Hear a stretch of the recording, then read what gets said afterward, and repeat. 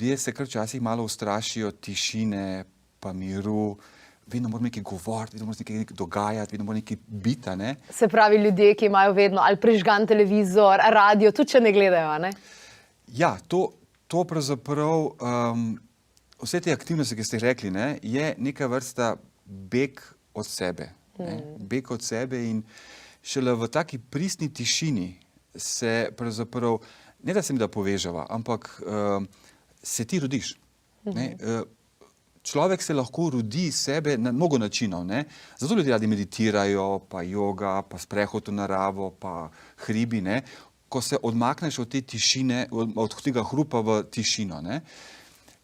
Lahko pa je tudi tišina za koga zelo, zelo naporna, ne, zelo boleča, ker ga sili v odpiranje samega sebe, ne. Nimam težav s tišino in sem rad v tišini. To se mi zdi, to pomeni, v mojem jeziku recimo bi to pomenilo, rad sem sam s sabo, okej mi je, da sem sam s sabo.